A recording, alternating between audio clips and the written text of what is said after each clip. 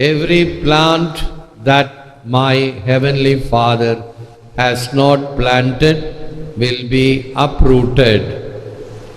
என் விண்ணகத் தந்தை நடாத எந்த நாற்றும் வேரோடு பிடுங்கப்படும். மத்தேயு 15:13. இது கிறிஸ்து வழங்கும் வாழ்வு தரும் நற்செய்தி. கிறிஸ்துவே உமக்கு புகழ். இயேசுவில் அன்பார்ந்த சகோதர சகோதரி, அன்பார்ந்த பிள்ளைகளே, அன்பார்ந்த தொலைக்காட்சி விசுவாசிகளே, புனித தாமஸ் அக்வீனாஸ் வார்த்தைகள்: மனிதர் செயல்களை பார்க்கின்றனர், கடவுள் மனிதரின் செயலுக்கு பின்னால் இருக்கும் நோக்கத்தை பார்க்கிறார். மனிதர் செயல்களை பார்க்கின்றனர், கடவுள் மனிதரின் செயலுக்கு பின்னால் இருக்கும் நோக்கத்தை பார்க்கிறார். ஆகவே நம் உள் இருக்கக்கூடிய எண்ணங்கள், இதை இறைவன் அறிவார். ஆழ்மனத்தில் இருக்கின்ற எண்ணத்தை அறிபவர் இறைவன். புறத்துறுப்பெல்லாம் எவன் செய்யும் யாக்கை, அகத்துறுப்பு அன்பில் அவருக்கு.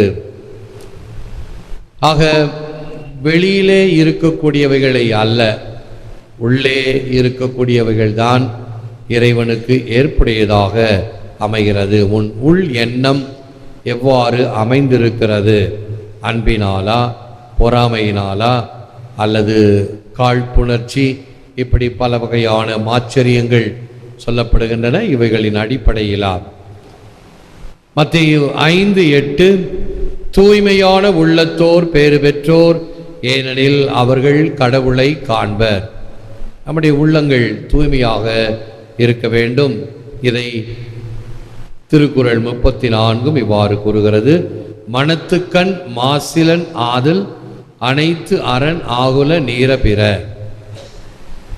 நம்முடைய மனத்திலே எத்தகைய மாசு மறுவன்றி இருக்க வேண்டும். இதைத்தான் எல்லா நூல்களும் சொல்கின்றன. அறநெறி நூல்கள் வழிவகுத்து சொல்வதும் இதுதான்.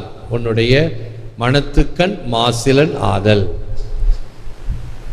ஒரிஜின் என்ற பழம் பெரும் ஆசிரியர்: whenever a person turns to the Lord, the veil is removed. Where the spirit of the Lord is, there is freedom. 2 கொரிந்தியர் 3:16-17. ஆண்டவரிடம் திரும்பினால் திரை விலகும். ஆண்டவரின் ஆவி எங்கேயோ அங்கே விடுதலை உண்டு. ஆண்டவருடைய ஆவி நம்மை கட்டி போட்டு இருக்கக்கூடிய தீவினைகளிலிருந்து விடுதலை தருகிறார். இவைகளெல்லாம் புறம் மிதுகிட்டு ஓடும்.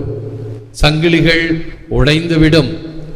இந்த தீவினைகள் எல்லாம் கட்டவிழ்த்து நம்மை விடுதலை ஆக்கும் என்பதும் இதிலிருந்து தெரிந்து கொள்ளலாம். சங்கீதம் 119 Open my eyes that I may see the wonders of your law. உம் திருச்சட்டத்தில் வியப்பானவற்றை நான் கண்டுணருமாறு என் கண்களை திறந்தருளும்.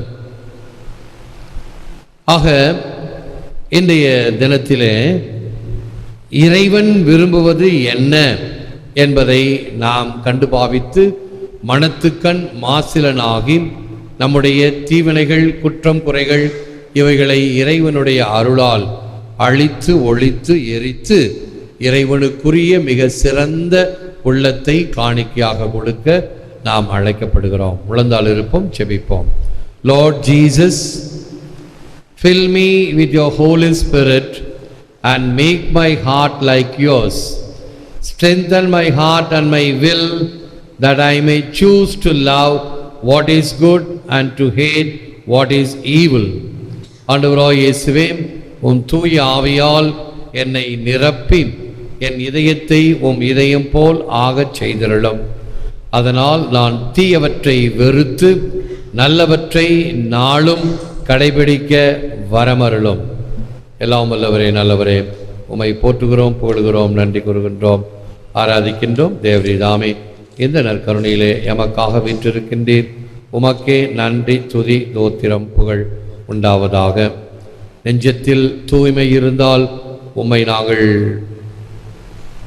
தக்க வைத்து கொள்ள முடியும் என்பதை அறிந்து புரிந்து உம்மை நாங்கள் எங்கள் உள்ளத்தின் அரியாசனத்தில் ஏற்றி வைக்கின்றோம்.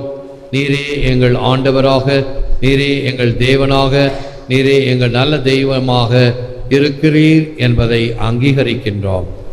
இதனால் நாங்கள் மற்றவைகள் அனைத்திலிருந்தும், குறிப்பாக பாவ வினைகள், தீவினைகள், பொல்லாதவைகள் எனும் சாத்தானின் பல வகையான வலைகளிலிருந்து எங்களை மீட்டருளும். உமது அருள் ஒன்றே போதும். இவைகளை நாங்கள் பெற்றுக்கொள்வதற்கு எங்கள் உள்ளங்களை தகுதியாக்கிறலும். எங்கள் ஜெபத்தை கேளும். யாருக்கெல்லாம் ஜெபிக்க கடமைப்பட்டு இருக்கிறோமோ அவர்களுக்காக ஜெபிக்கின்றோம். யாரெல்லாம் இந்த வல்லமையான நேரத்தில் பங்கேற்று கொண்டிருக்கிறார்களோ இவர்களை எல்லாம் நீர் ஆசீர்வதியும். அவர்களுக்கு வேண்டிய உமது அருளையும் ஆற்றலையும் தந்து தீவினைகளையும் சாத்தானின் செயல்களையும் புறமுதுகிட்டு ஓடச் செய்திருளும். நீயே எம் கதி, நீரே நாங்கள் சரணடைகின்ற தேவன் என்பதை ஏற்றுக்கொள்கிறோம். ஏற்று வரமருளும் இறைவா, காக்கும் கரங்களினால். ஆமென், ஆமென். அன்பர்களே, ஒவ்வொரு வீடியோவின் கீழும் மறையுரை விளக்கங்கள் உள்ளன. படித்து பயன்பெறுங்கள். நன்றி, வணக்கம்.